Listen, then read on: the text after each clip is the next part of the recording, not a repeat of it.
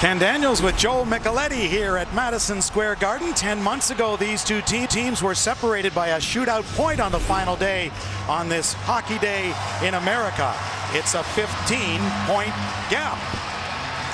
Both these teams coming off road losses Friday night by a goal. The Rangers blanked 1-0 at New Jersey. The Flyers, the league's top road team, lost 3-2 in Carolina.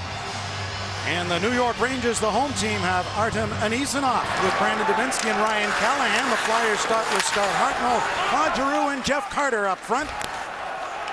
Braden Colburn and Kimmo Timonen are on the back end. It's Dan Girardi and Mark Stahl on defense for the Rangers. And Joe, they'll be busy this afternoon as it's brought back in by Carter, and the shot just went wide of the goaltender, Henrik Lundqvist. Well, Kenny, both these coaches expect this to be a very physical game. Certainly with the Rangers, that's the way they played all season long. And with the Flyers, they expect the Rangers to come out, play that same way. And of course, there's this rivalry that's been intact for many years now. Oh, sure, and we'd expect nothing less as Billy Leno clears one into the left wing offensive corner. Goes in there with Nodal. Puck in behind the goal, and the Rangers control. Approaching 1 minute gone here. It's Hockey Day in America from Madison Square Garden in New York, as Carl is back to get it to his defense partner, Chris Ponder. And back from Matt Carl. The Anchorage, Alaska native moving one ahead for Daniel Briere at center. Briere gets stood up, and the Rangers will take over. Kenny, you see that play there where the Rangers stand up in the neutral zone. Because of the great depth this Philadelphia Flyers team has, one of the highest scoring teams in the league, the Rangers are going to try and come out and try and stop the Flyers before they can get going. The Rangers just a touch better defensively than Philadelphia. Two of the top 10 defensive teams. The Rangers 6th, Philadelphia 8th. But yes, the Flyers score a lot more, and that's a problem offense for the New York Rangers. Played back to the line. Comes to the near side. Mazzaro shooting. Rebound is cleared to the corner, and Girardi plays one to the opposite side. The Rangers will control. Good hold in at the line there by Mazzaros. Plays it back in behind the goal for Van Riemsdyk. He couldn't center, and New York will take over as the Flyers in the midst of a change. No! That's fired in deep. In back of the goal and sent around by Darryl Powell right in front. And that just missed Brian Boucher. Sent back in by Del Zotto. In back of the net for Matt Zuccarello. The diminutive forward sends it in front, and it's deflected. They battle for the corner, and Philadelphia will take over. They'll shoot in and get a change going as Lundqvist cleared it around and back in, and picking it up is Wojtek Wolski. Now it's interesting, both these coaches, when you talk about lines and what they've done, there's been a few injuries and illness on both sides. With Philadelphia, they're going to have a lot of different combinations, and John Tortorella, who's had a lot of different combinations with his New York Rangers, is going to try and keep his lines together in this game. Avery has it back of the goal. Looks for someone in front. Good center for Prost. Back of the goal, though, it's intercepted, and Timonen plays one. Prost is over to hold in. They'll chase him back to the net. Colburn moves it. Carter off to the far side. And played back in by Shelley. Mike Richards able to go this afternoon. And he's been dogged by the flu. Hartnell moves in on the forecheck. Up there along with Giroux. Brought out to center by Anisimov. In across the line with good speed, and a shot just went over top of the goal. Back into the corner. Flyers look to move. Moving up on it was Stahl to hold Giroux inside the line, and now Philadelphia sends it out, and the Rangers put it right back in where Brian Boucher will leave it for Pronger. Now, Ken, you mentioned Mike Richards. He did participate in the Roddy Brind'Amour ceremony, his jersey retirement ceremony in Raleigh the other night. Went out and presented Brind'Amour a nice gift.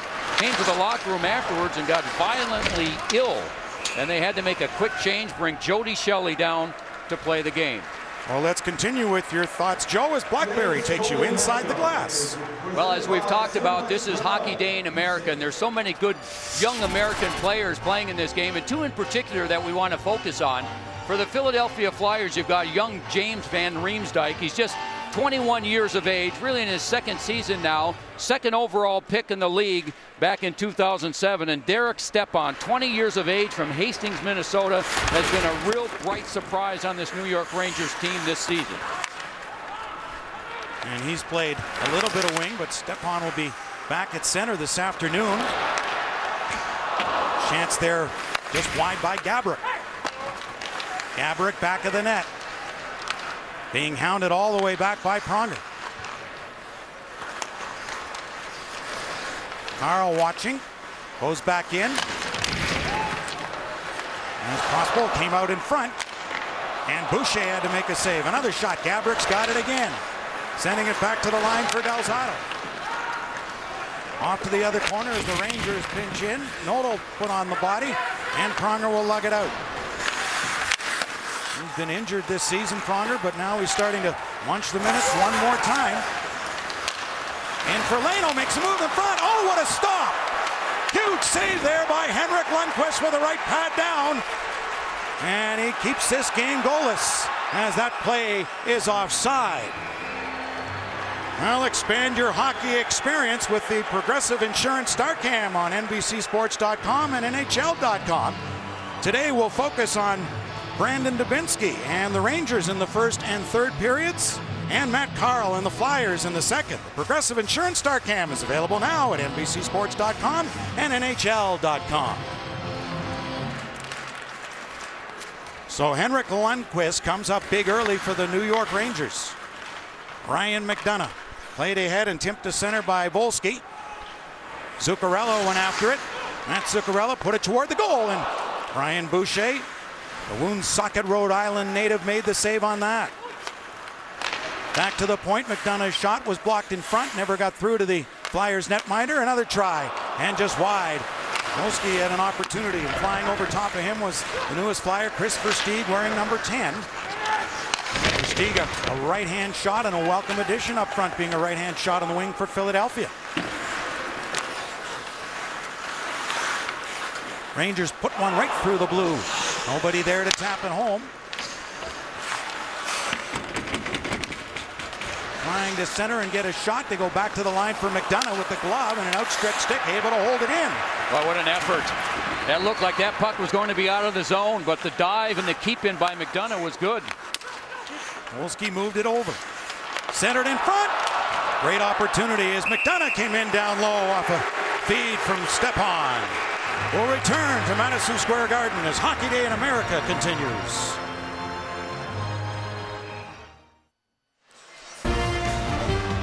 Hockey Day in America, presented by McDonald's and brought to you in part by ADT Security Services, always there.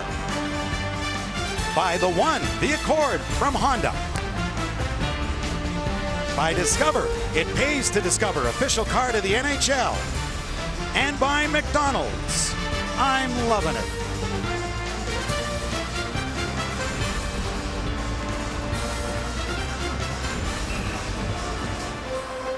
Face off to the right, Brian Boucher, who's 7-2 his past 10 appearances. He's won his past 3 starts for Philadelphia.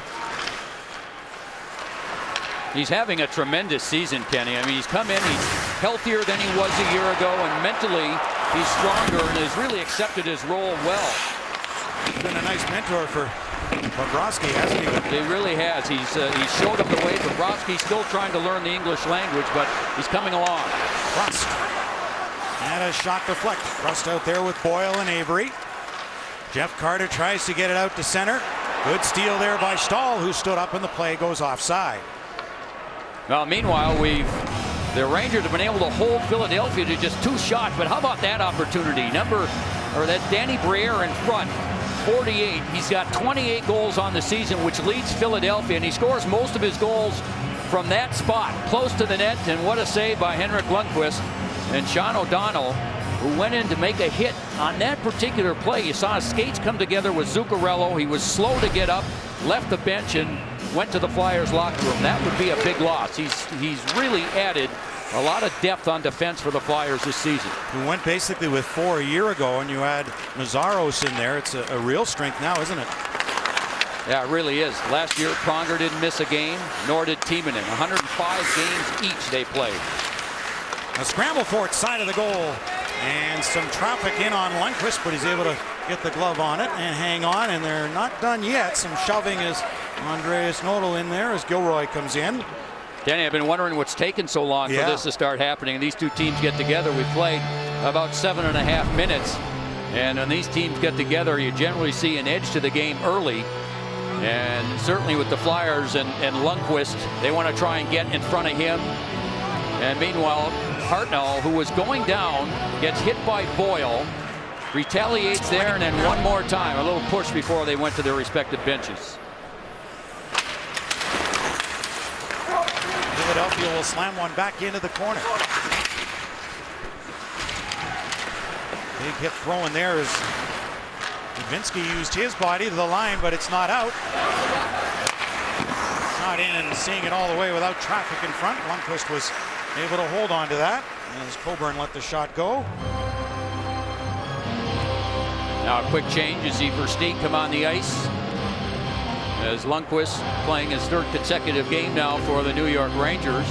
Played an outstanding game his last game against the New Jersey Devils, but they lost 1-0 on a goal by Ilya Kovalchuk, the hottest team in the league, those New Jersey Devils, Kenny. Yeah, they won their 6th in a row that night. Now they've won 7 straight. And really, I guess Henrik Lundqvist was the only reason that score wasn't a lot worse than the 1-0 with his 27 saves. Well, the Rangers were held to a season-low 15 shots on goal. So Lundqvist had to be good. He certainly was. And they've already got 5 here this afternoon. So that will help. Timonen tries to tie it up. Coming back to the line and a shot in front. And Prospel was looking for the deflection, and Timonen will reverse there as Andre Mazaros is over to get it. Among the plus leaders in the National Hockey League, the Flyer defenseman, and Versteeg sends one rink wide. And Lundqvist again able to handle that one fairly easily. That was Mike Richards. Coach Peter Laviolette really wants to keep an eye on Richards because of him missing that last game. He's not sure of the energy level. Well, in the morning, the Virtua skate zone belongs to the Philadelphia Flyers. At night, they turn it over to the Wings of Steel. The Wings are one of 6 teams in South Jersey where you'll find the only youth sled hockey league for disabled kids in the country as part of Hockey Week in Philadelphia. And Flyers legend Bob the Hound Kelly was a guest of honor, and nice to see Bob there. Controlled to Pronger. The shot, the save, the rebound. And the Rangers able to slap it away as Prospel will move it and get a change going as Gaborik sends one back to the Flyer line. And turned over as Prusk moves one ahead. Avery. Sean Avery going wide. Pronger trying to stay with him. Avery still with it. Shot hit a leg and deflects to the corner. Boyle behind the net. Boyle using that big body to try and shield that puck. Avery in to help as a second man in on it. Boyle for Prusk one more time. And Boucher able to see that all the way, and he'll take it. And again, Shelley into the middle of things. The former New York Ranger with Brandon Prust shoving one another.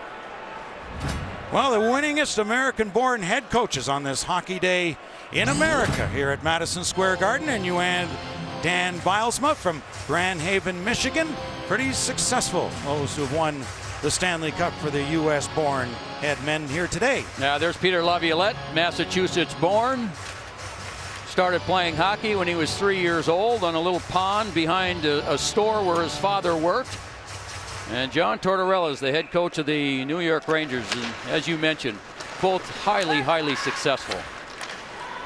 Cleared out to center by Carter. And Kenny, you know what? I mean, there's talk that both of these coaches have a shot at Coach of the Year. The Rangers have been banged up all season. 226 man games lost to injury. Last year they only had 78. And Peter Laviolette, since coming and joining this Philadelphia team midway through last season, has really turned things around. And isn't it something when you have the horses, they always think, well, should you win Coach of the Year? And it's a lot more difficult than just opening up the door and saying go. Well, Peter Laviolette was telling us before the game that, you know, his focus is on just game by game. They're not trying to get in the playoffs. Meanwhile, John Tortorella, his team is 7th in the Eastern Conference right now, so he's got a much younger team. He wants to continue to develop kids and at the same time try and get this team into the playoffs. Has John changed this year, Joe, when his team has struggled, that he's not as uptight? I think so, and I think the players say that as well, that he's a little bit looser. But what he loves is he loves the effort that this team has given him every game. And he's handling the momentum swings that this game will bring you, and the Rangers in a similar position now as a year ago and battling for a final playoff spot, and the Philadelphia Flyers in a much different position, as Philadelphia should have home ice in the playoffs for the first round since 2004. Claude Giroux going wide, and a little knuckler there that Lundqvist will hold on to. This is Hockey Day in America, presented by McDonald's. Blazers fans, today all youth merchandise and treats. Welcome back to New York, in time now for Edward Jones FaceTime. Joe is with Coach Tortorella. John, you talked about all this balance offensively on this Philadelphia team. How do you feel you're defending at this point? Well, I think the best way to defend it is try to have the puck, and for a number of minutes here, we've had the puck, trying to keep it low and make them play in their end zone. Yeah, you were one of the coaches on the U.S. Olympic team, and just give us your thoughts on how you feel about the growth of hockey in the United States. Well, just from the Olympic side, I just think what we did with Brian Burke and the whole USA Hockey, bringing the young kids in and kind of changing the guard there, I thought it was time. All respect in the world to the guys that have been doing it for a long time, but we needed a change, and I really thought the youth really helped us there. Appreciate your time, John. Thanks, Joe. And very well said. And speaking of coaches, the late great coach and great guy Bob Johnson said it's a great day for hockey. He would have been overjoyed with a hockey day in America.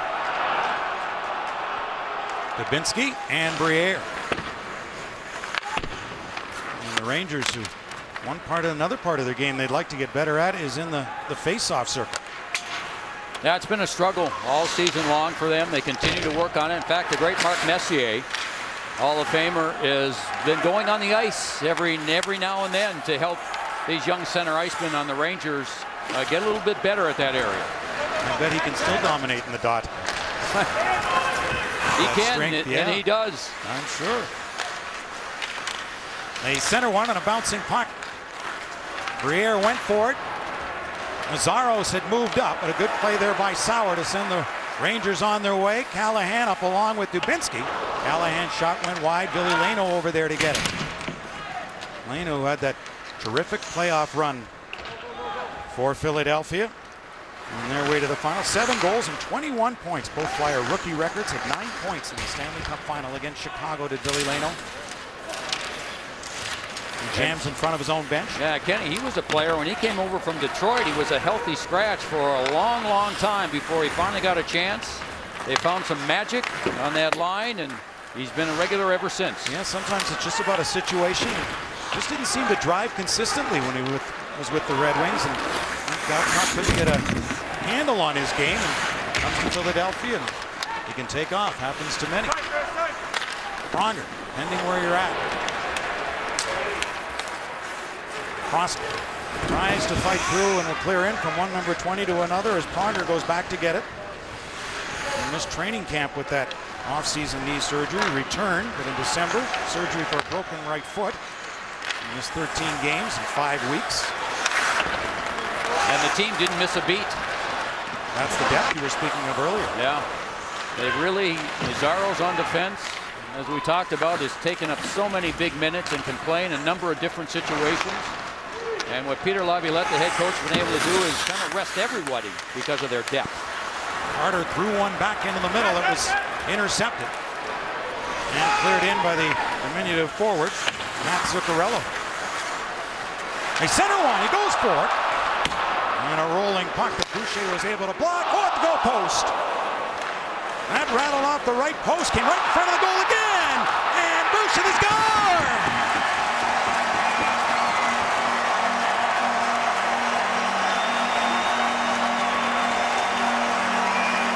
The Rangers score the first goal for the first time in 8 games. Well, there was a turnover by the Flyers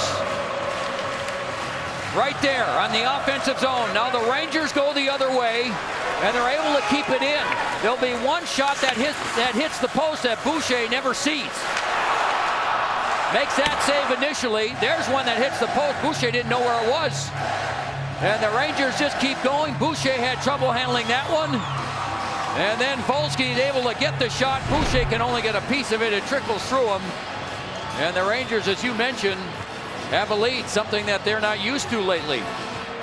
So Wojtek Volsky on his first point as a New York Ranger, which was the game-winning power play goal in a 1-0 win over Vancouver back on January the 13th. He came over in a deal from Phoenix for Michael Roosevelt. And that goal coming at 12:43, Volsky's 10th of the season. Here's another look. The shot, smart play.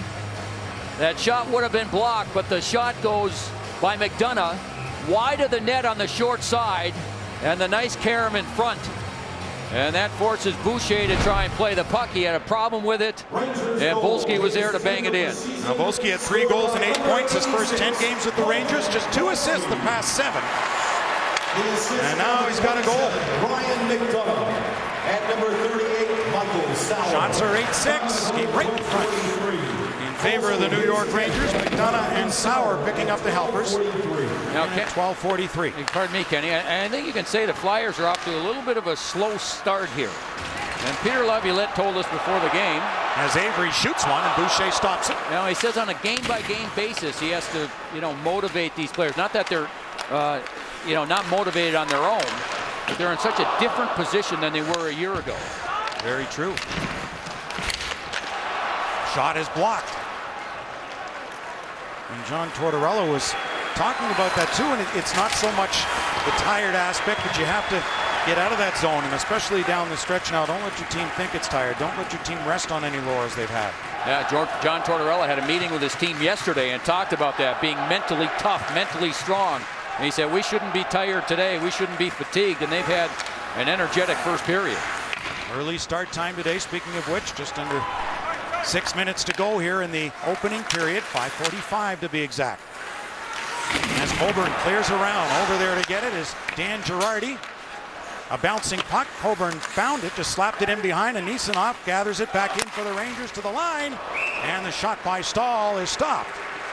5:31 to go in the first period, and the Rangers have a 1-0 lead on Hockey Day in America from Madison Square Garden in New York. Want more hockey? The NHL Game Center Live app gets you live game audio, video, and highlights right on your phone exclusively from Verizon. Well, one of the greatest American players of all time is that man right there highlighted. Joey Mullen, one of the assistant coaches for the Philadelphia Flyers. Hockey Hall of Famer. Started playing hockey right here in New York City and didn't get on ice skates until he was 10 years old. He started when he was 2-3 years of age, just with the roller hockey skates, and that's how he learned his great balance. Not a big player, but what an awesome player he was throughout his career, wasn't he? Oh, and he could score goals. Yes, he was. You don't necessarily have to start early. If you've got it, I guess. And he sure did. Flyers can't clear. Getting knocked down was possible by Mazzaros. Marian Gaborik clears it in back of the goal. Christensen gives him the puck back, and then it's taken away. Under 5 to go here in the opening period, and that just went over the stick of James Van Riemsdyk, who grew up a New York Rangers fan. He said his greatest memory as a young kid was when he was 5 years old and watching the New York Rangers win the Stanley Cup, and Mike Richter, the New York Ranger goalie at the time, stopping Pavel Bure on a penalty shot. He says he remembers it like it was yesterday. Yeah, as do I, although when you say he was only 5 years old, that makes me feel much older than I am. Thanks for that. Well, We'll get a stop in play. Yeah, the other thing he used to do, and there's James, he had dinner with his parents yesterday in New York City, and he said he always looked forward to Christmas because his father, who was a big New York Ranger fan at the time, not anymore, but at the time would put New York Ranger tickets, stuff them in the stockings, and he and his brothers would be able to come to a game around Christmas time. But they've kind of changed their allegiance for some reason, Kenny. I would think so. And remember, he had the goal that started that comeback in Game 7 versus the Bruins in that historic series. Down 3-0 in that series, only to come back. Yeah, a tough start to this season. Didn't score in the first 17 games, and now it's up to 15 goals in his last 34, so he's turned his game around. Well, he did have a Gordie Howe hat trick against Tampa Bay, a fight and a goal and assist. The Rangers with another try, and Boucher stopped that. That puck came up and seemed to hit Derek Stepan in the facial area. Brought in by Briere, knocked off his stick. Volsky on the right wing pass, and a shot is deflected up into the netting and out of play.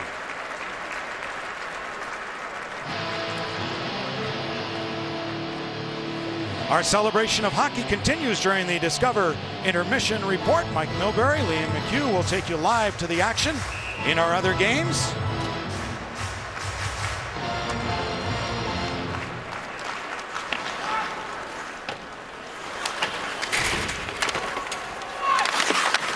Not just inside the Ranger line, but grabbed there by Giroux. Backhanded in front to score! On a redirect in front of the goal as Giroux sent it that way.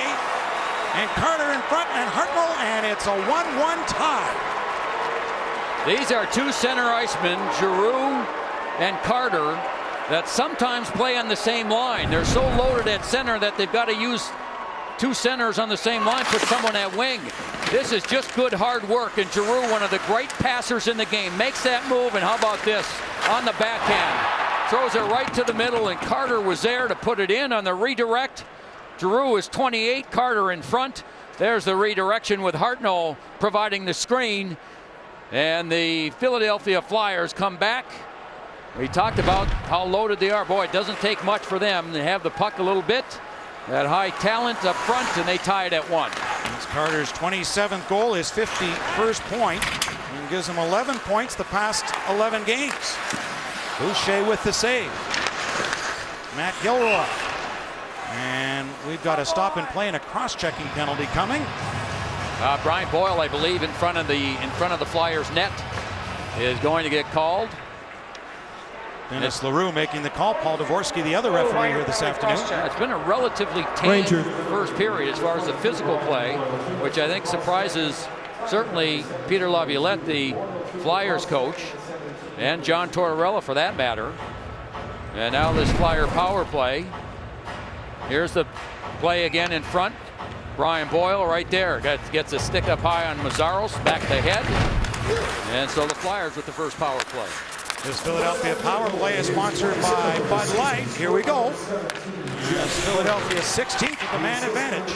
Ranger penalty killing is 9th. New York's second to only Philadelphia in shorthanded goals 4. They've got 9, the Flyers 10. I guess you can't decline penalties, can you? Point shot by Timonen is knocked down, a bouncing puck, and cleared, but held in by Mazzaros. First power play of this game, Billy Leno moving away from Callahan, and he's been terrific for the Rangers on the penalty kill. Ryan Callahan, Briere puts one back to the point. Timonen comes across this side. One-timer, oh, save. It got through Lundqvist, but cleared away. That made it difficult because Billy Leno was in front of Lundqvist when Briere took the shot. And a 1-1 tie here. See the numbers. Philadelphia's power play 16th. Giroux and Carter are the leaders with 7 goals. 50 seconds remaining in the penalty to Boyle. And now the player you have to watch is the man with the puck right now. Chris Pronger, probably the best quarterback on the power play of anybody in the league. And when he gets the puck, passing or shooting, he's excellent. Collision, and the fans wanted a penalty there.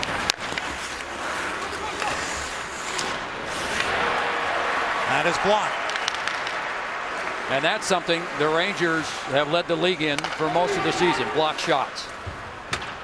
Errant pass goes across. Callahan looking to get a stick on that, and the Rangers will clear it down with a dozen seconds remaining in the Philadelphia power play. On this hockey day in America, we welcome those of you who are watching the Washington Capitals and the Buffalo Sabres. We're in a 1-1 tie. Final minute here at Madison Square Garden. First period. Ken Daniels along with Joe Micheletti, who's inside the glass. As Philadelphia goes 0 for 1 in their man advantage. The Rangers got the first goal from Volsky, and the Flyers have a goal from Carter to tie it. Both goals at even strength. The Rangers getting the first goal for the first time in 8 games. Right wing for Versteeg.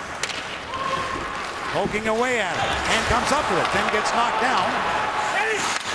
Ranger fans here held their breath on that. Sharp angle. Saved by Lundqvist. And New York will just loop one out to center ice. Knocked down by the Flyers. I think the Flyers have gotten better as the period has gone on. Don't you think, Kenny? Yeah, they seem to have found their legs. The Rangers really carried the play in the opening 10 minutes or so as Gaborik goes after it.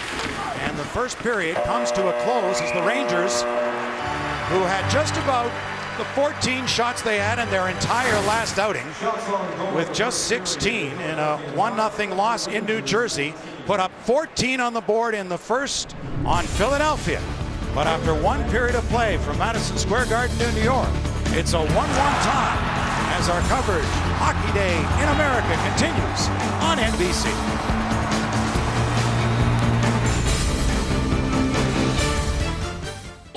Broadcaster reserved, and any rebroadcast, recording, retransmission, or other unauthorized use of this broadcast without the express written permission of the National Hockey League is expressly prohibited.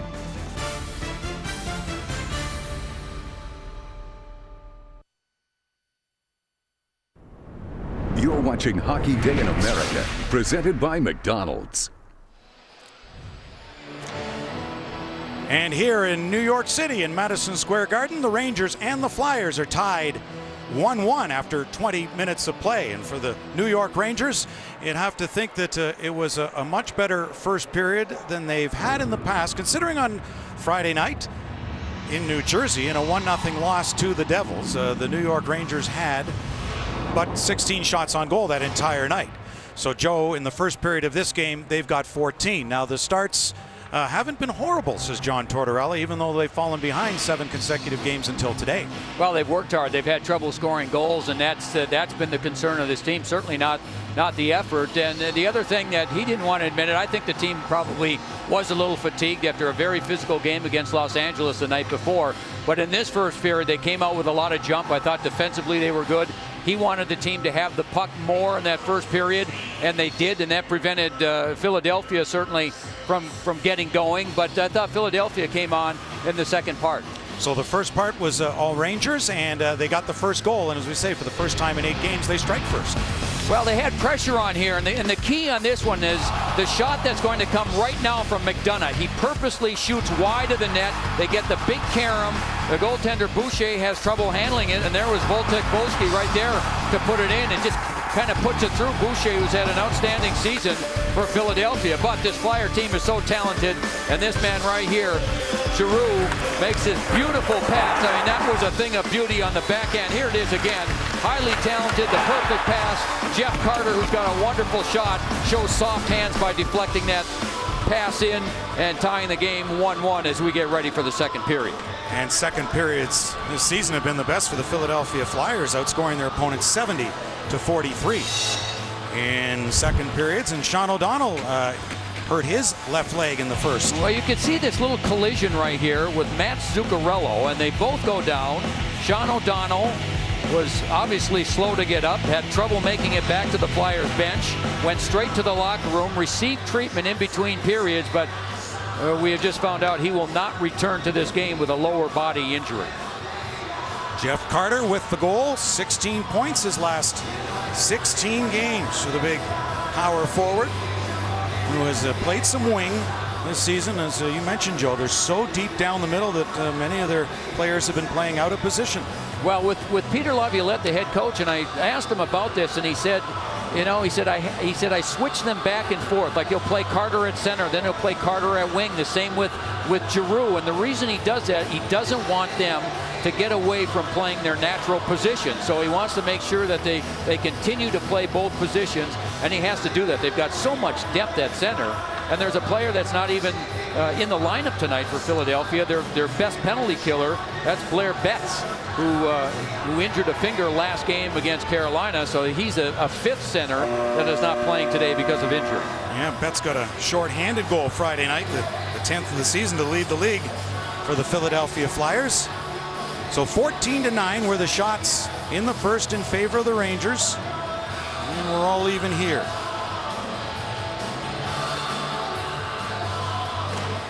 And underway in period number 2. Slap at the puck by Dubinsky, who took it away one more time, and then Hartnell able to get it back to center ice. Carried back in by Anisimov over to Callahan. To the far side, in there is Colburn. He is tying up Dubinsky. Point shot in front, and a great save there as Boucher, as Callahan was right in front. Centered again, and Boucher's got a glove down. Let's take you inside the glass. Sponsored by BlackBerry. Here's Joe. Okay, Kenny, thank you very much. You know, one of the great American coaches, and we talked about these two coaches that we're seeing today, but maybe the greatest of all time was Herb Brooks, who spent time at the University of Minnesota. I was very fortunate enough to play for Herb for 4 years, and he paved the way for a lot of different players. And unfortunately, we lost Herb at too young of an age. And who could ever forget what he did in the 1980 Olympics? And what a tremendous player. He coached right here in New York for a number of years as well, but he left his mark on a lot of people and a lot of players. I guess you learned so much about hockey life from him. There was no one I learned more hockey from than Herb Brooks, and he was way ahead of his time. In fact, I had a conversation with Paul Holmgren, who is the general manager of the Philadelphia Flyers, and Paul and I were teammates one year at Minnesota, and we were talking yesterday about how Herbie was so far ahead of his time and taught us so much in this game. Cleared ahead and knocked away before it got through to Hartnell, and now back down in behind for Girardi. We'll reverse one more time, and Girardi goes back to get it. Leads the New York Ranger in defense points with 24. Briere's shot handled and cleared by Lundqvist.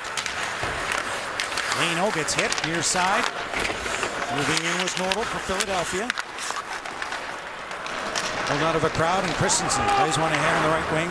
But back to get it goes Timonen. 1 goal to 100 for Kimmo Timonen in his career. Leads Philadelphia defense points. And coming up next, the defending Stanley Cup champion Chicago Blackhawks will face off against the Pittsburgh Penguins. The NHL Game of the Week coming up next on NBC. And from all of us here, we'd like to wish Joel Quenneville a speedy recovery. Yeah, I was able to exchange a few text messages with Joel a couple of nights ago, and he said he's fine, everything's okay, and it's good to see him out of the hospital and feeling better. Yeah, recovering at home.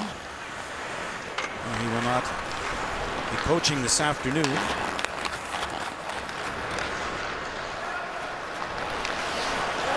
Backhand shot, as that was stopped off the stick of Daniel Carcillo. And of course, that was from a bleeding ulcer he suffered, and that's why he was in the hospital for a couple of days. And that was a scare in the evening when he was taken to the hospital, but right away they had said it was nothing cardiac related, and that was certainly good news. Now Zotto, he was hit. Boyle, pass over this shot, and just deflects him wide. Carcillo ran into his own man. And sent back in by Gilroy, and right back out for Shelley, the former New York Ranger. He wanted a 3-year deal from the Rangers, but Glenn Sather declined on that. Now Philadelphia stepped up to the plate and offered them that 3-year deal. You know, it's been interesting in this period how well these teams have played defensively, and that's a penalty coming up right there. The Rangers will be short-handed, I believe, as that puck went over the glass, and that'll put Philadelphia back on the power play. Delay game. Rangers penalty. Well, as Derek Stepan goes to the box, time now for Honda's. Name that squirt. Well, we know the man with the mullet on the left, and all we can tell you is both these are left-hand shots. That's the only clue? Come on, Kenny. Well, there's one. Yeah. Brandon Dubinsky. That's a better one for you. He met Jaromir Jagr years and years ago and became a fan, and then they actually ended up on the same team here in New York and on the same line for that matter. Isn't that cool? Delay a game. Derek Stepan in the box at 3:03. So the Flyers on their second power play. Carl moved it back to the line. For Pronger. They work it around the perimeter. Pronger's got it again. For Matt Carl. Ranger without a stick. Callahan. Now he goes to get it. Pronger fakes back over to Carl in the face-off circle in the slot. And cleared down the ice. And what a strong play by Dan Girardi in front of the net on the rebound. He was able to get his stick on the stick of Mike Richards and prevent Richards from getting the rebound shot. This Philadelphia power play is sponsored by Bud Light. Pronger has Leno circling in behind. Gives it for Matt Carl, former Hobey Baker winner at the University of Denver. First player from there to ever win the Hobey and first American to win NCAA titles and a gold World Junior Championship in the same year. One of 2 Hobey Baker winners in this game. The other one's also a Matt in Gilroy. Just a half minute left in the Flyers power play. Their second of the game. Timonen toward the goal. It's deflected and wide. And the pass back by Leno didn't work. And Timonen has to circle back at center. Now Philadelphia's had the puck, and this is something that Peter Laviolette, their head coach, told us before.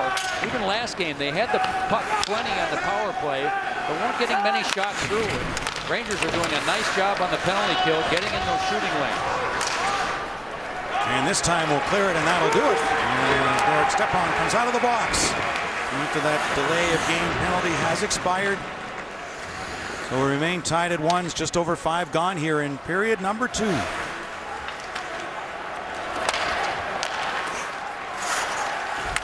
Carter. He'll shoot it in. Giroux and Hartnell up there. Hartnell threw it into the slot. A stab at the puck by Giroux.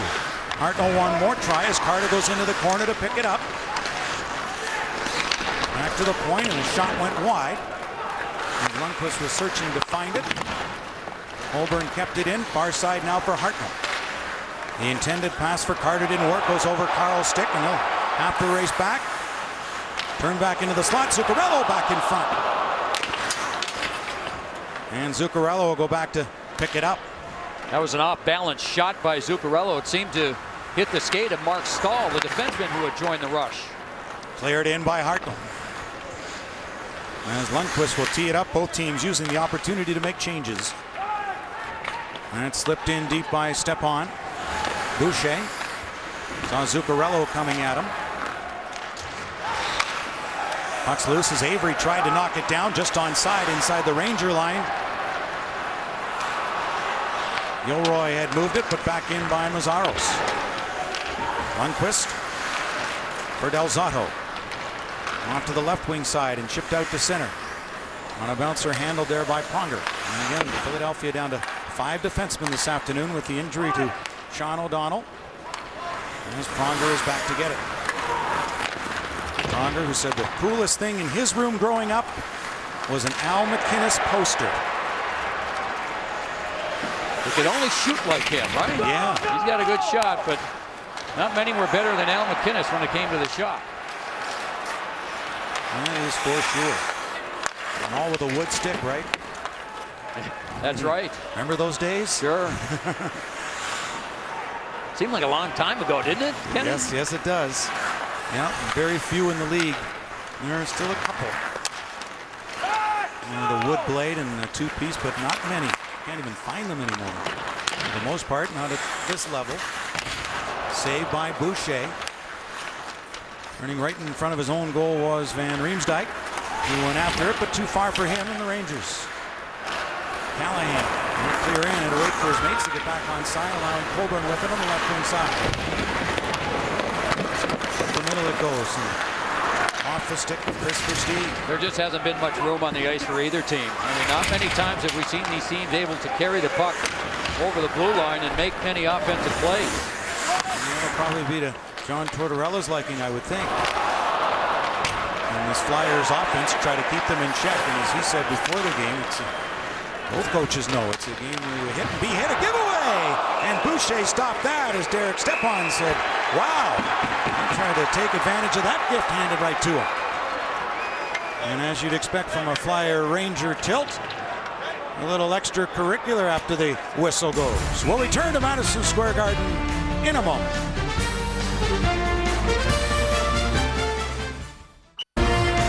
Hockey Day in America, presented by McDonald's and brought to you in part by Bridgestone, the official tire of the NHL. By Edward Jones, where we make sense of investing. By Progressive Insurance, making it easy to shop for insurance. And by the U.S. Postal Service.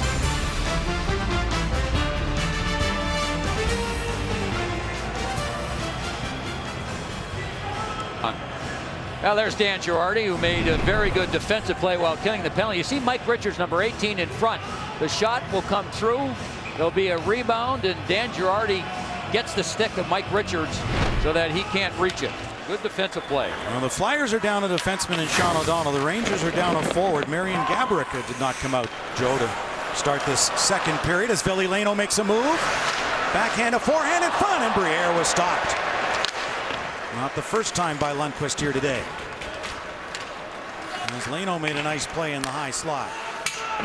Sent back in, it was offside, and the Flyers don't clear the zone, so we'll get a stop and play, and the faceoff coming outside the Ranger blue line. Well, we talked about Danny Briere a little earlier. He had 3 shots in the first period, and he scores most of his goals around the net. He's got a curve on his stick that allows him to beat goaltenders low or high. He's so dangerous, and he just tries to beat Lundqvist with quickness here. Get the shot away immediately, and Lundqvist was able to get the stick down and take everything away down low.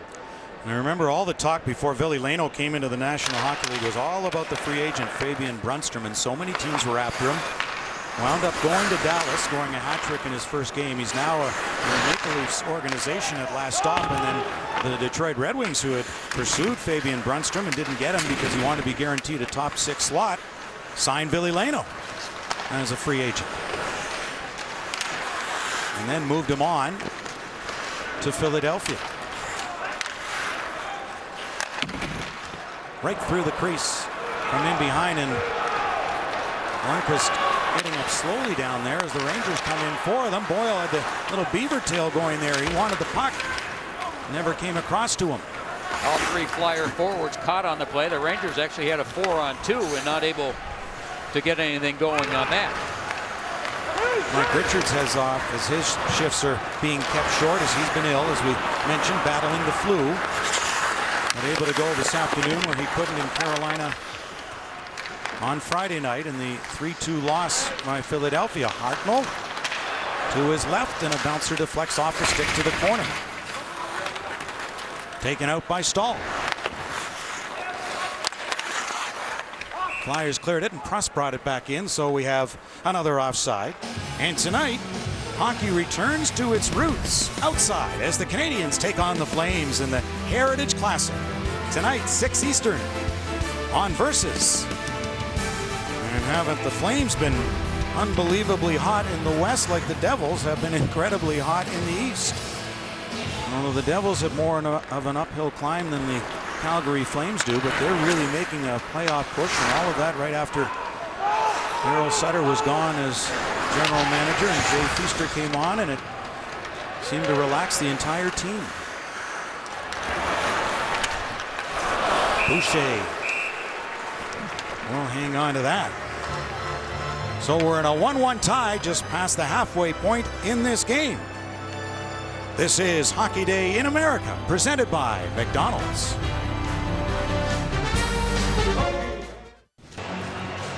One tie, second period here at Madison Square Garden, and time now for Edward Jones FaceTime. Joe is with Coach Laviolette. Peter, all your talent, 14 shots on goal thus far. Are you concerned? Well, obviously we'd like to have more than that, but New York blocks a lot of shots. They're a good defensive, structured team.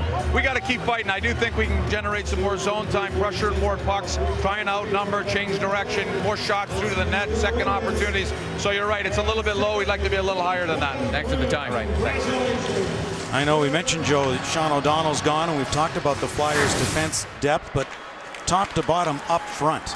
The top 4 forwards, 12 forwards, you not think they're the deepest team in the National Hockey League? Yeah, I do. Certainly Vancouver you have to consider up there, but they've got all kinds of problems on defense with their injuries. But I'm not sure that there's a better team in the league right now than Philadelphia. In fact, I think they are the best team in the league.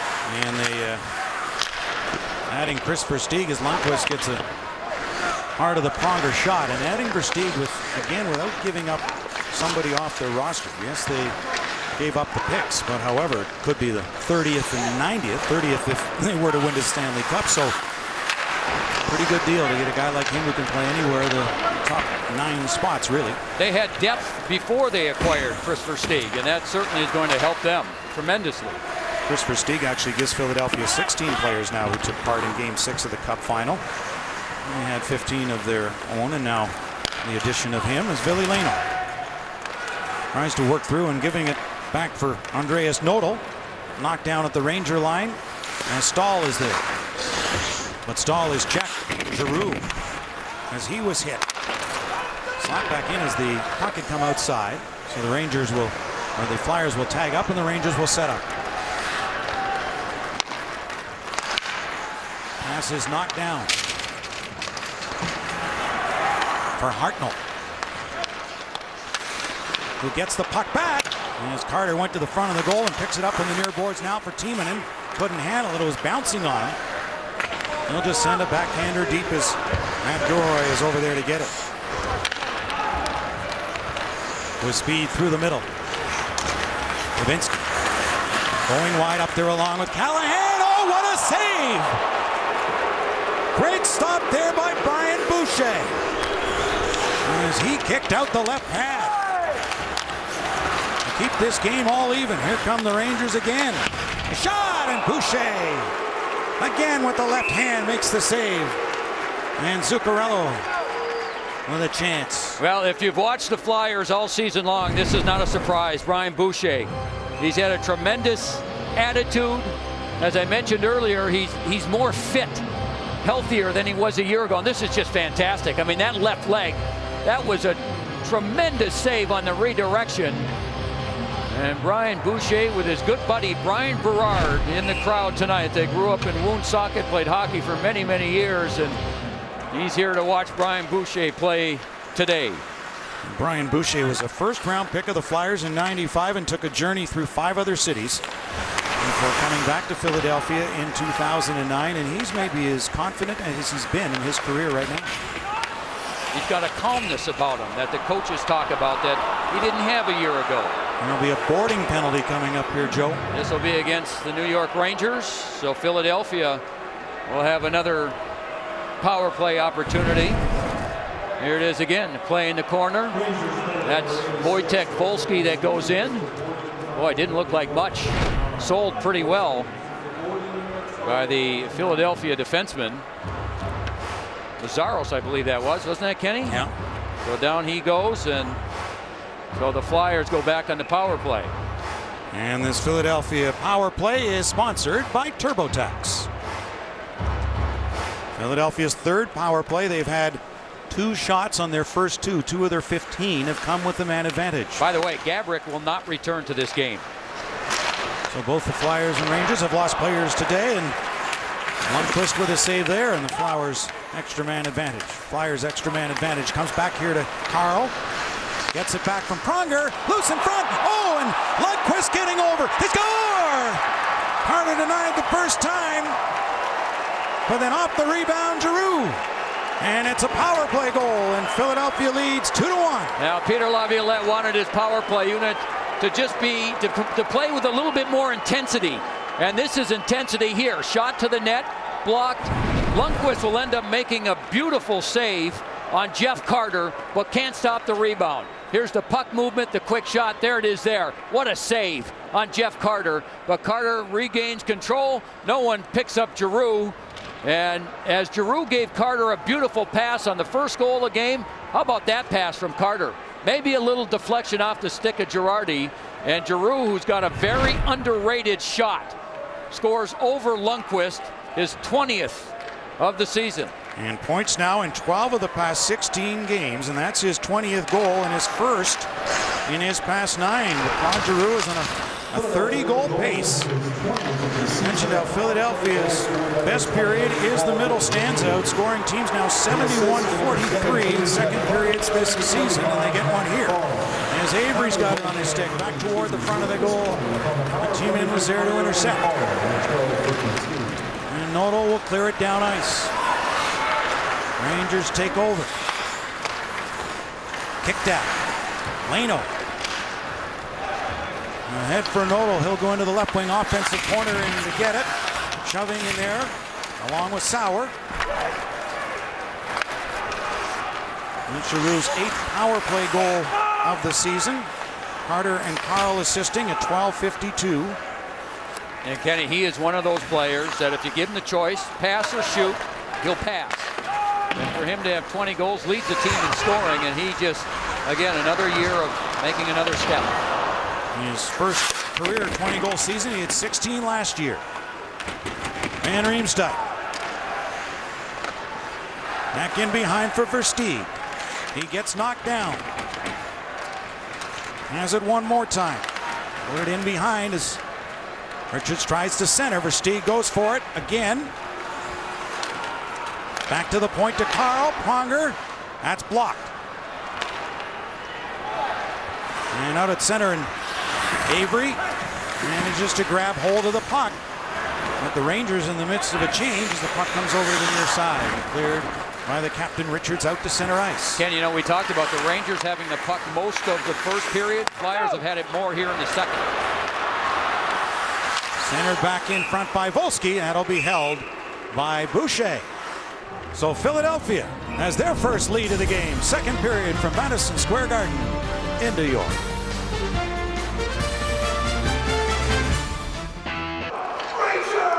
On the right is the former University of Wisconsin captain, Derek Stepan, who hails from Hastings, Minnesota, who says coaches and family biggest influences on his life, and that was Father Brad in the crowd watching.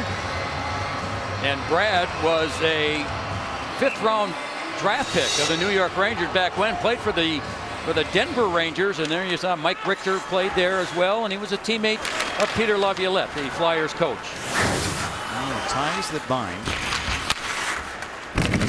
Cleared it out. In fact, when Derek was born, Brad said, "Oh, got a family here I got to take care of. I'm going to quit hockey."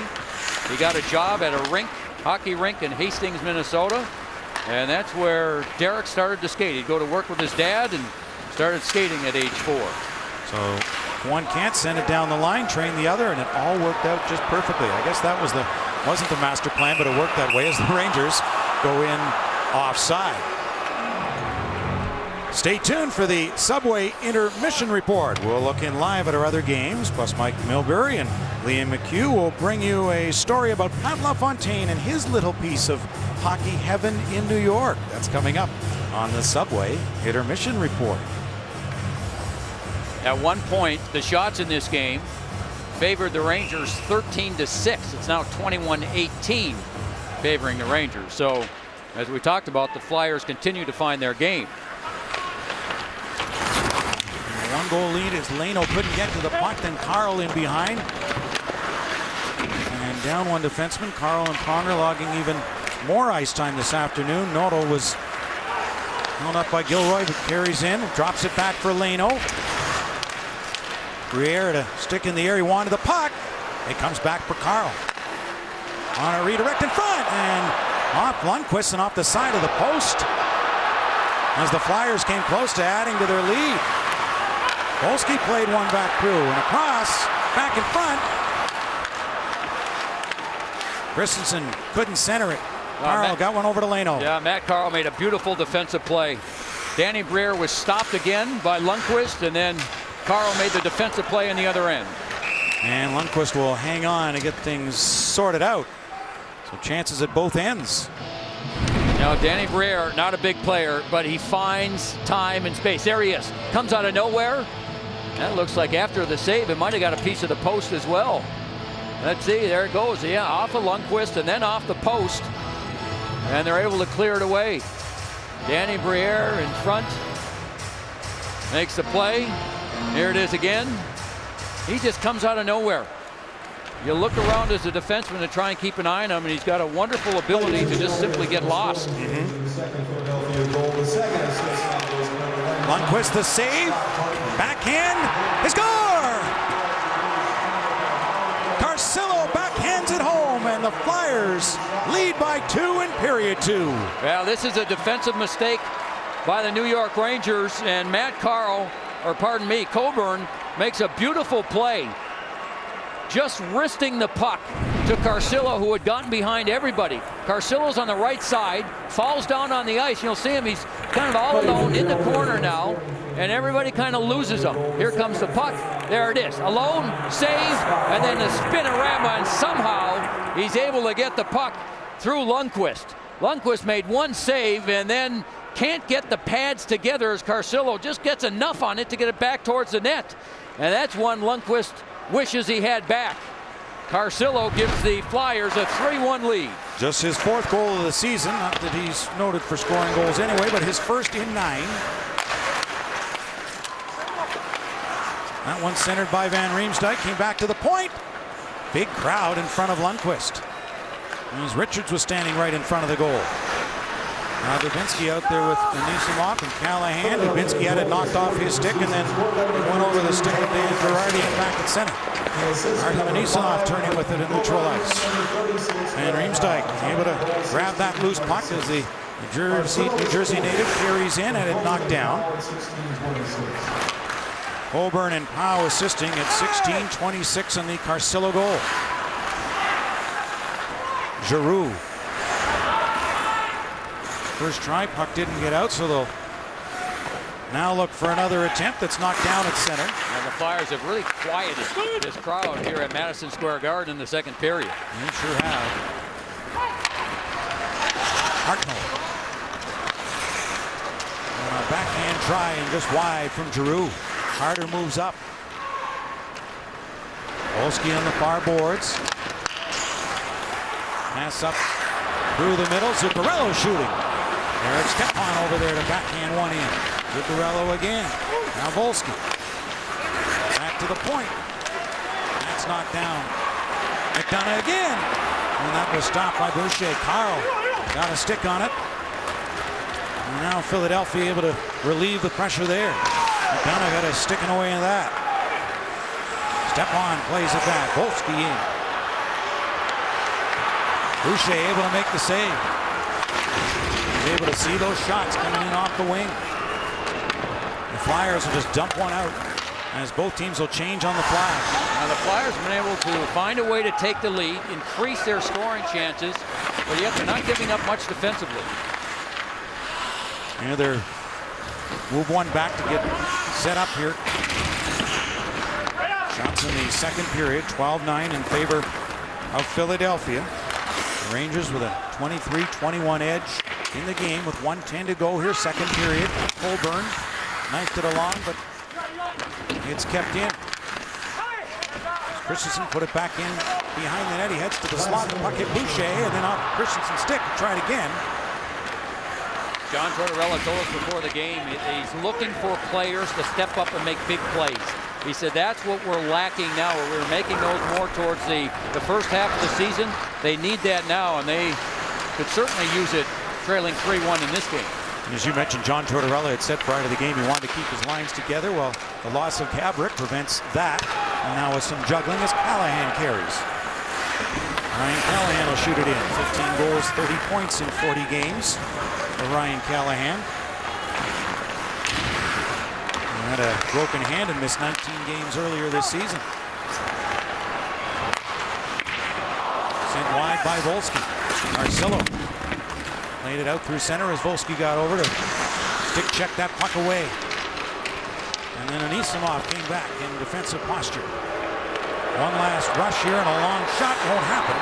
As the Flyers able to poke it away, and the crowd here at Madison Square Garden restless as the Philadelphia Flyers have the lead after 2 periods of play by 2 goals in a game that was tied at 1 after 20. And the Flyers in a strong second period get a couple more. So our Hockey Day in America coverage continues as we send you now to the Red Wings and Wild in Minnesota.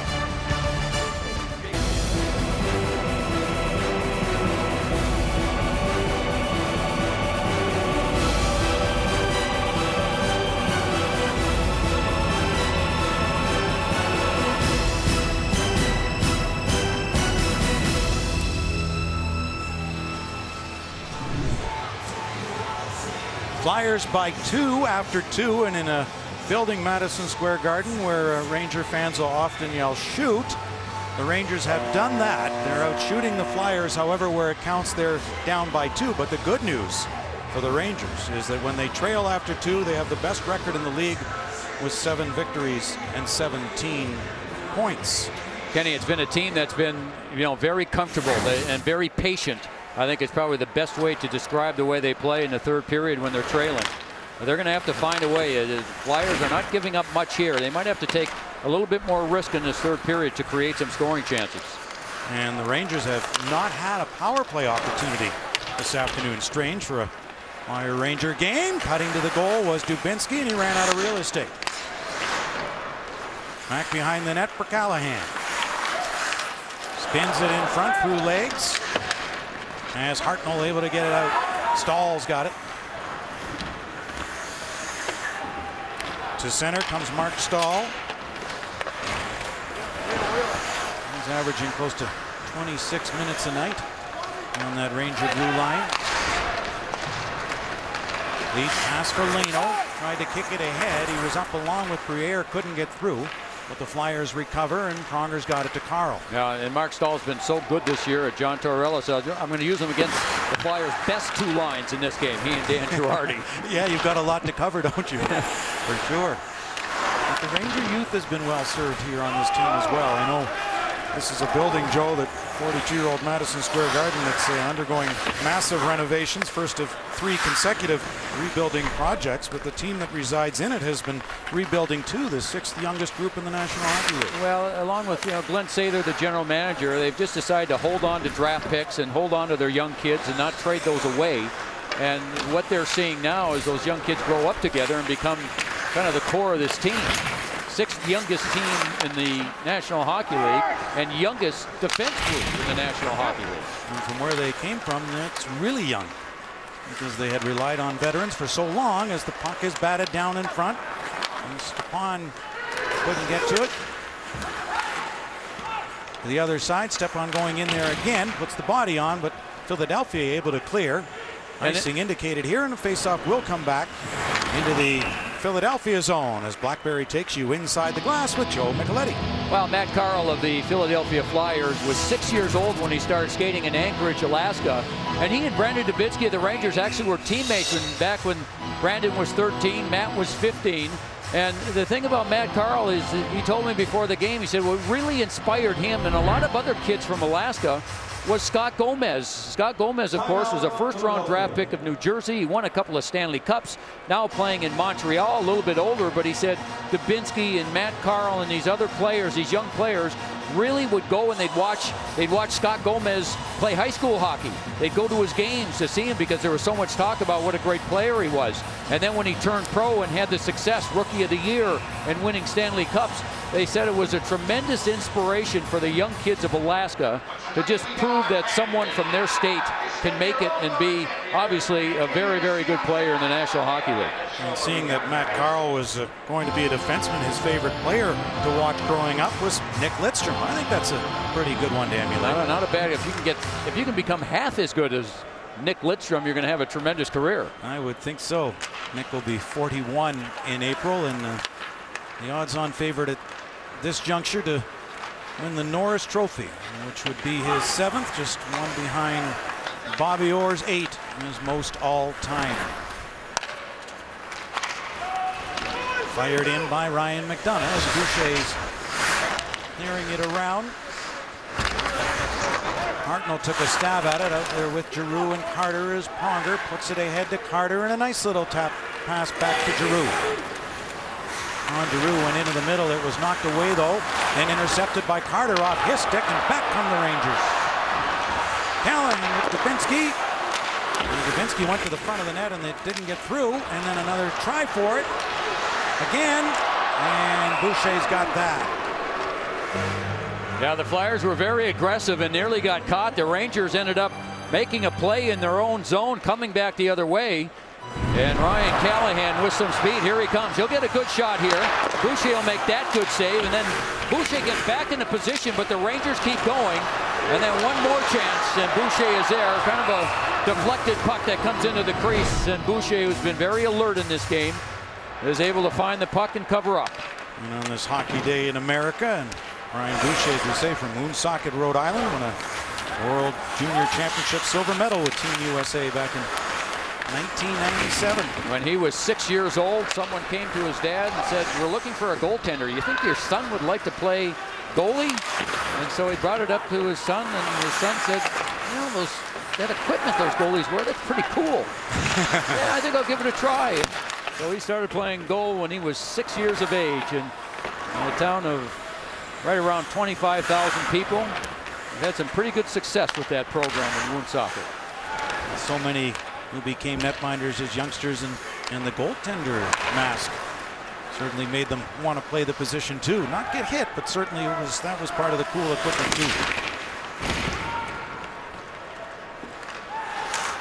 Briere on a bouncing puck, able to clear it in. Leno moves up to get it back to the net. Stahl got a stick in there along with Girardi on a left wing feed and off the stick of Stahl. Prust. Stahl, the defenseman, back for Prust in behind the goal. Backhanded by Avery, but not a strong attempt. As Brian Boucher is able to hold on to it, he'll take a face-off coming up to his right. Only Verizon gives you more hockey than ever before with the NHL Game Center Live app. Text NHL to 8603 to download now. He looks cool and calm, doesn't he? He does. And I guess he's, as we mentioned, he's really helped Bobrovsky in that way. And not that Sergei Bobrovsky's English is great, but no. Boucher can help settle him regardless. Well, Kenny, you know, he learned that when he was a rookie playing for the Philadelphia Flyers long time ago, and there was an excellent American goaltender by the name of John Van Beesbroek, who was with Philadelphia at the time, and John Van Beesbroek took Boucher under his wing, and Boucher has never forgotten that. And it was John Van Beesbroek whom Henrik Lundqvist just tied for 5th all-time in Ranger wins, picking up his 200th victory. In front, oh, there he is again! What a stop by Boucher! Derek Stepan was wrong! Oh, and he's hurt. He sure is. Boucher cannot get up. What a flexing stop that was. And he's had about 3 of those this afternoon. Well, we talked about his health, how he's been much healthier this year than he was last year. He had nagging injuries a season ago, but he's been healthy. And there's that save. He's able to kick out his right pad, and boy, oh boy, I didn't see much other contact than this move right here. Kicks it out, but he was in a strange position. Then a little bit of contact after that. But the position that he was in, he looked like he was up. Watch, he's up, and then he has to kind of throw the leg out, and it looked a little unorthodox for a goaltender to make that kind of save. Then there was a little bit of contact after that. And boy, oh boy, he's in all kinds of pain.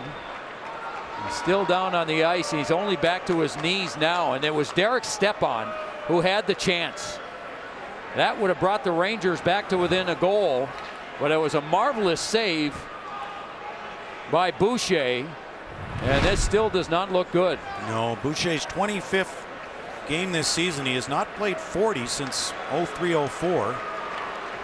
His 3rd consecutive and over with Phoenix. Over here on the bench, Bobrovsky is on the ice. He's putting his mask on. And he's kind of getting himself prepared, whether he gets the call or not. But it looks like he will. It doesn't look very good for Boucher. No. And he's very, very slow to get back to his feet. Let's see what happens. Peter Laviolette is looking anxiously and talking to his team. Still 15:06 to go in this 3-1 game.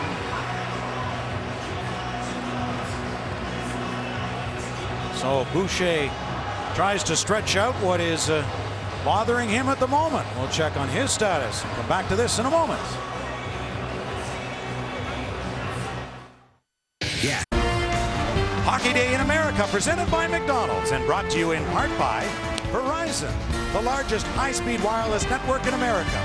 By TurboTax, taxes made easy, taxes done right. By Bud Light, it's the sure sign of a good time. Here we go. And by the new 2011 Ford F-150, built for tough.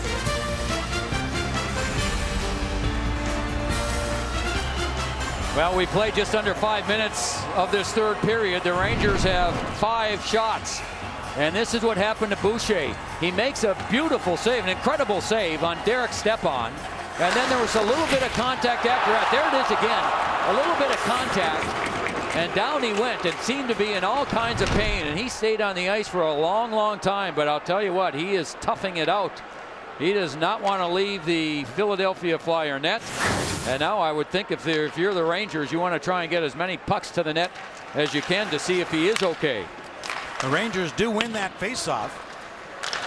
And with so few questions surrounding the Philadelphia Flyers, I guess the question continues to come up, Joe, about their goaltending. However, I would think if it ain't broke, don't fix it.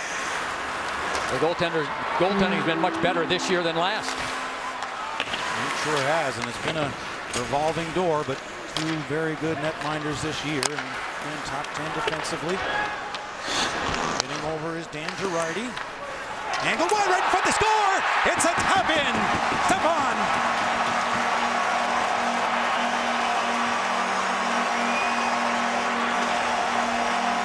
I think he just didn't see it. I mean, he looked fine going side to side, down to his pads, down to his knees, back up on the ice. And that puck just somehow got behind him on the other side.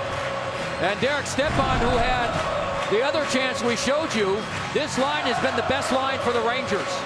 A young line, there's a shot, that goes through. Dan Girardi, the defenseman, keeps it alive, and that was just a play off the boards. What a play, as it turns out. How about this carom? Off the boards, and Boucher playing in the road rink may not have known that carom, and that gets past him, and Stepan makes it a 1-goal game. 5:28 the time.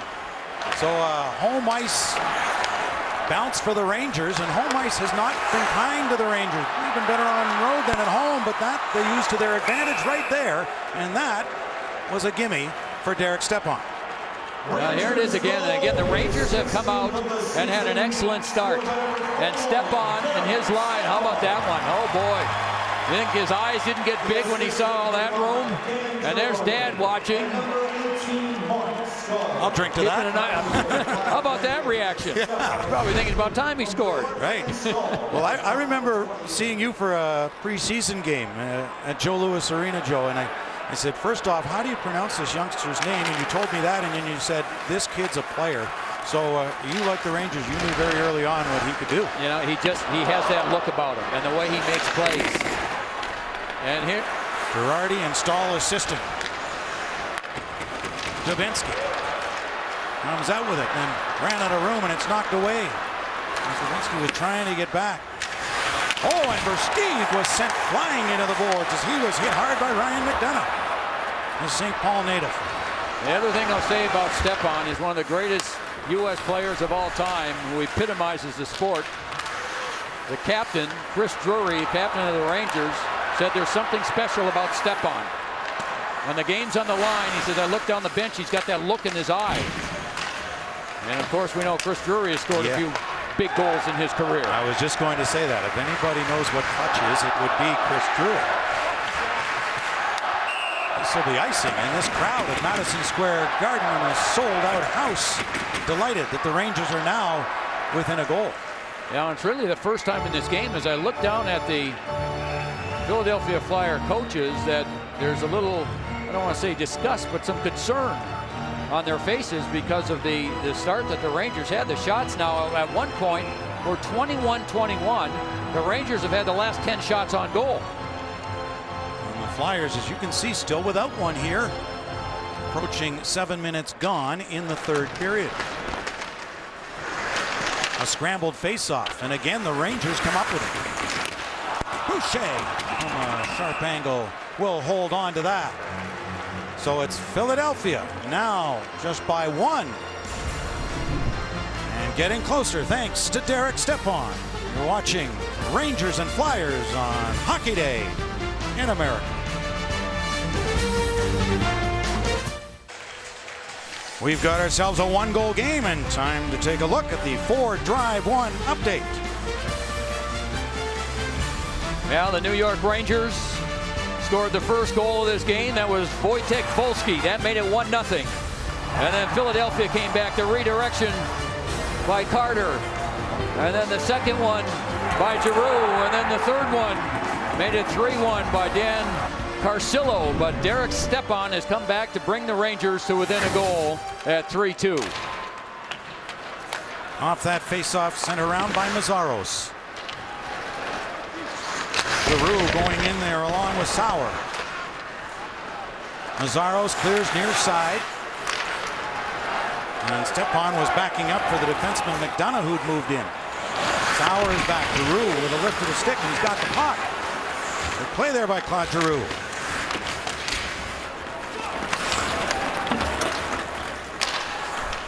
Sent back in by Philadelphia. Boucher waited for it to come into the trapezoid, cleared around, off the change, Girardi. That block, he moves in front of the goal. And cleared away, Jody Shelley's got it, look out. And Shelley ran into traffic, Villolino. Well, Girardi was right in front of me when he went to take that shot. The puck bounced on end, and that's why he didn't get anything on the shot. Callahan. One off Nodal, then Carl held it in as Carl and Pronger are on defense. And Stahl, the defenseman, carries in. Callahan to the front of the goal. Mark Stahl with a good reach. Hit there by Nodal. And Dubinsky behind the goal to Callahan. Redbro tried in front. And went right out the other side. Anisimov was there in the post. He just missed it. He was set up perfectly. Shot goes off a stick. And Girardi for Dubinsky to Callahan. Stopped at the Philadelphia line. Anisimov gets it back in, and Mazzaros played it over. That's one of the few times in this third period that the New York Rangers did not get the puck in deep and get their forecheck going, which is giving the Flyers some problems here early. Not that early. We played 9 minutes. They haven't had, the Flyers have not had the puck much in this third period. Ryan Boyle couldn't get through out there along with Eric Christensen. And Vinny Prosper, who moves in here on Carter, who makes the play ahead for Giroux. Hartman back for him. Slice to the corner by Lundqvist. Scott Hartman. Left wing board, shot hit escape. Held in though to Pronger. Softly in behind. Corralled there by Giroux. He looked in front, it was knocked away. A bouncing puck taken by Crossbow, who clears it away. And for Crossbow's lack of speed, his smarts can help make up for some of that. Well, they were hoping that he'd come back and really help their power play. He hadn't played for about 9 months, 2 knee surgeries.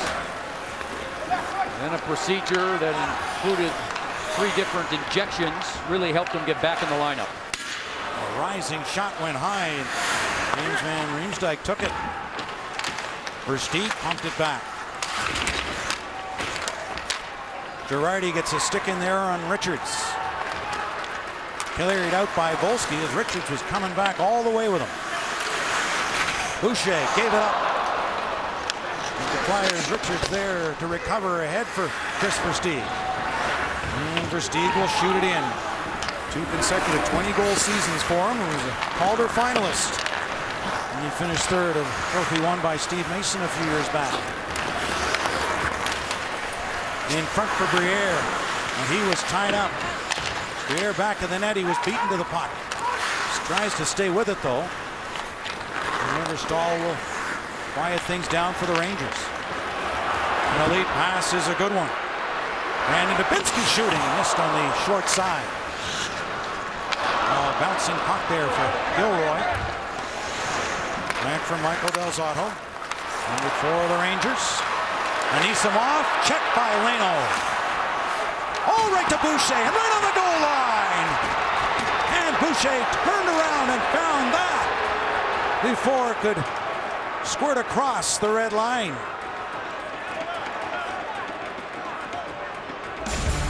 That close the Rangers came to tying up this one. And a great chance there for Anisimov. We'll return in a moment. 3-2 Philadelphia. 11 minutes and 9 seconds of all New York Rangers here in the third period. Artem Anisimov has a chance. Has that one, can't get a shot, but he stays with it and tries to bank it off the goaltender Boucher. Boucher gets a piece of it and then finds it and holds on. Here it is again, right side of your screen. Hits him off the side of the right leg, and then he finds the loose puck. Shots 9-1 here in the third period. Rangers have won 2 of their last 3 after losing 6 straight as Boucher gets the glove on that. Well, Philadelphia has been super hot, 15-5 their past 20 games. And again, they're getting good goaltending from both Boucher and Bobrovsky, whom we talked about. Peter Laviolette in a much different situation. But I go back to when Peter Laviolette took over this team a year ago. And when they started asking him about how poorly the team was playing and what he's going to do short term, he said, this isn't about short term. This is about doing the right things to win a Stanley Cup. And that caught on with everybody, and here they are. Yeah, he doesn't change the structure. He wants his team to have an identity and just keep it the same, not to confuse anyone. Just keep playing the same way how they do. And it's worked. As that's up into the netting and out of play. Philadelphia, the best road team in the league, 19-7-3 coming into play today. Coming up next, the defending Stanley Cup champion Chicago Blackhawks face off against the Pittsburgh Penguins. The NHL Game of the Week coming up next on NBC. And there will be 2 more meetings between these 2 teams. The next one here, March 6th, 12:30 on NBC, the Game of the Week. John Tortorella he's just going with the hot players, the players that he thinks have a chance to score and that are doing something when they've been on the ice. So Anisimov, his line back out there. And that was his theory for the power play most of the year too. If you're not going, you're not going. Now he's doing it the same here today. Those that he thinks are hot are going to play, and those that are not won't. Well, the other thing he's doing is this. He's gone with 4 lines most of the season. He's trying to find 9 forwards. He wants to cut down to 3 lines his final 20-plus games of the season.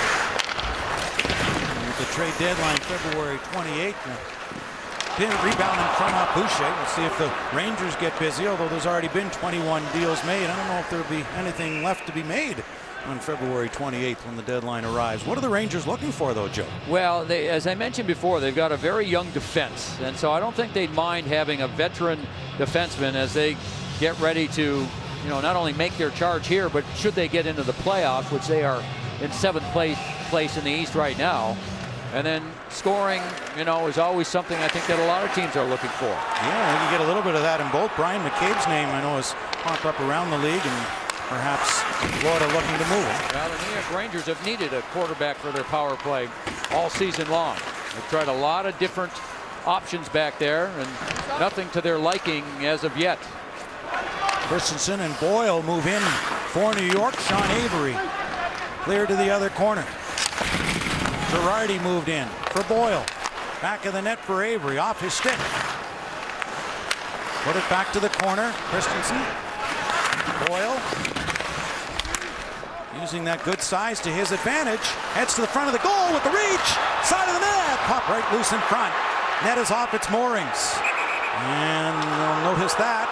Paul Dvorsky. And again, just as the Rangers are ready to take a shot, they had no choice but to blow the whistle. Oh boy, the Rangers are upset about this. They've had nothing but pressure in the offensive zone. There's the puck right along the post, and again it's Anisimov that keeps the play alive.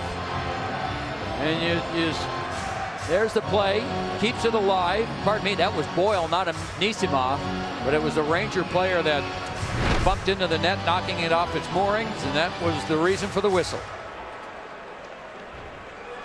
So face off to the right. Brian Boucher. Loose puck, and again New York is on it first, so now they'll try the other side. Yeah, and the step-on line right back on the ice.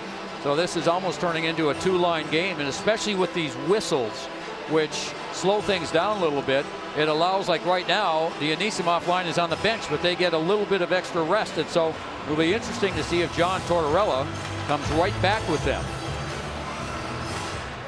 Stepan won that face-off back, something he's consistently working on.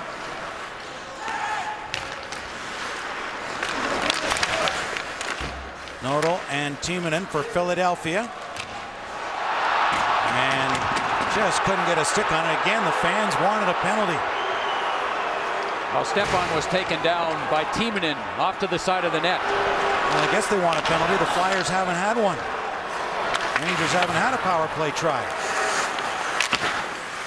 That in itself just doesn't sound right. I know, this I was going Rangers, to say. Flyers hockey. Yeah, if you had odds on that before the game, my goodness. Well, there's still time to get one, though. Under 6 to play here in the third. Just a 1-goal difference in this. Nazaros able to hold on to it. Girardi at his own line will just spin one back. Here goes Anisimov. Nazaros able to move it ahead. Hand on the stick by Leno. Back in, forced to the corner. Giroux over. Carl waits. Looks in front. Back to the line it comes. Coburn. Leno. Now Carl tipped over top of the goal. Hartnell first on it. Back to the line on the backhand. Good hold in though by Braden Coburn. Got some help back there and forced out is Hartnell. Well, Hartnell wanted to make a pass across to the weak side defenseman, who was Matt Carl, but when he looked up, Matt Carl needed a change, so he left and went to the Flyers bench. No one was there. That's why he had to skate out of the zone with the puck. And again, the Flyers down to 5 defensemen with the injury in the first period to Sean O'Donnell. The Rangers have lost Marion Gabbard late in the first. Puck is up high. Moving in goes Versteeg. Stahl played it off the back of the net. Versteeg, though, able to steal. Put it in front and a good recovery by the Rangers blue liner. Lifted in by Callahan. Yeah, that was Mark Stahl again. Had his stick in the perfect position to intercept that pass. Avery's up on the forecheck for New York. Christensen went 2 as the Rangers send 2 in. Ryan McDonough. For Avery, brought back in by Brian Boyle. 19 goals in the season. Yes. He has it toward the net, saved by Boucher, loose in front. Stepan's on the ice now with 2 new players. He's playing the wing with Boyle at center and Avery on the ice. So Stepan's getting as much ice time as they can possibly give him. Good play not once but twice as Boyle gets it back to Avery. Saved by Boucher and no rebound.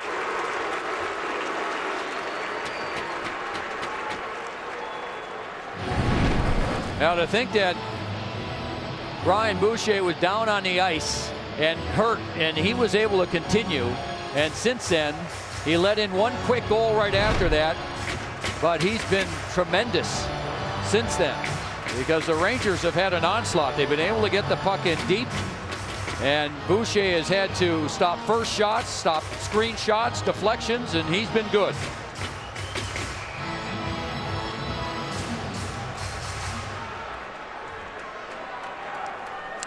And we welcome those of you who've been watching the Capitals and the Sabres. Ken Daniels in the booth.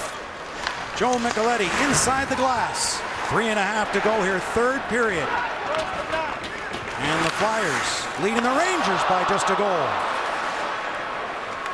Washington defeated Buffalo by just a goal. This game was tied at 1 after 1. It was 3-1 Philadelphia after 2, and the Rangers have a goal here from Stepan in the third at 5:28 to make it close. Shots are 14-1 here in the third period, favoring the New York Rangers. And Stepan is back on the ice with his 2 normal wingers. Let me know when he comes off the ice, will you, Kenny? I'll try to do that. 20-year-old kid. Chance for Carter. Knocked down. It's underneath. Carter trying to dig it away from Girardi. O'Donnell and Gabrick are 2 injured players gone early in the first period for their respective teams. Saved by Lundqvist. Of a hard one-timer from Hartnell. Sent back in by Dubinsky. Callahan moves in and hits, and the Rangers lead the league in that department. Van Riemsdyk will just softly clear one down. That's a good chance by Hartnell against the Rangers. And again, it was a brilliant pass from Claude Giroux. And they have to stay on the ice now that they ice the puck. But they turn it over. Here's one pass, but here's the pass again by Giroux. What a passer. Beautiful all the way across the ice. Hartnell has the chance. And Henrik Lundqvist able to come over and make a shoulder save on Scott Hartnell. 18 goals and 36 points in the season for Hartnell, the former 6th overall pick of Nashville in 2000. Hard-nosed winger. Intercepted there by Van Riemsdyk. As the Flyers now will get the change. Holborn, first on it, Stepan right in there.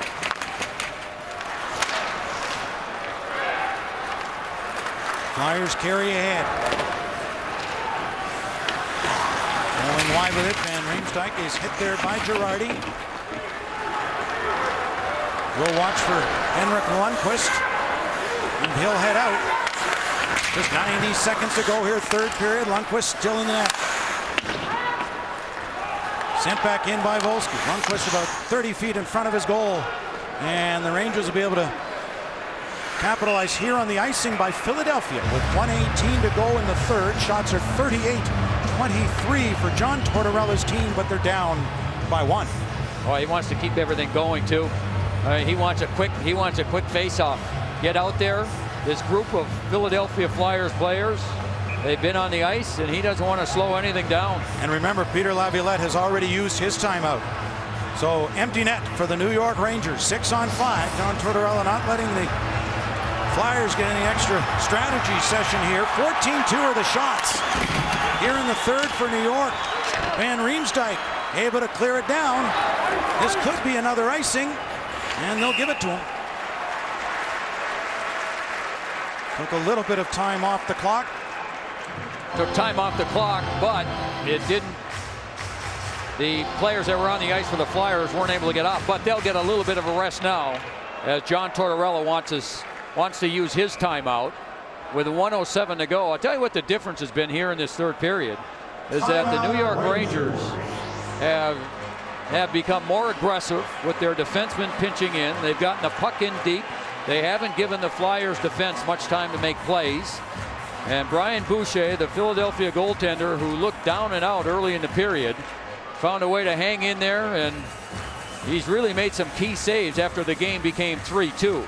And we didn't know he'd finish the game after a great stop here in the third period, of flexing save. But he was able to hang in. Well, tonight, hockey returns to its roots outside as the Canadiens take on the red-hot Calgary Flames in the Heritage Classic.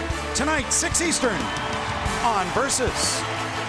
You know, when we used to play outdoors, Kenny, and you would go into the warming shack when you got cold, they might need a couple of those warming shacks right next to the benches there. I would think so. A little cold in Calgary. And the ice for the alumni game was very chippy last night, so they've been working on that to get it into game shape.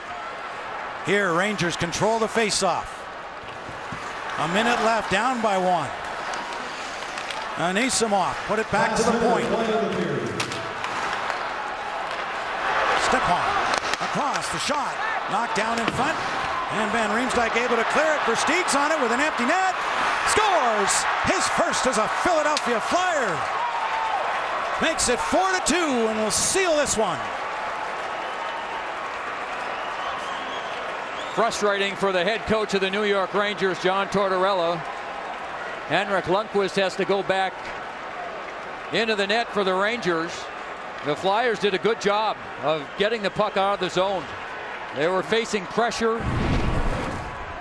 They were in good position. Shot blocked, and then just softly off the boards, and that allowed Versteeg to pick up the loose puck and have enough time to find the open net. 19:14, the time of that goal, and as we've mentioned, Versteeg so valuable with the power play, penalty killing, even strength. And the Flyer pickup in his 4th game with Philadelphia has a goal now to go along with an assist he had earlier.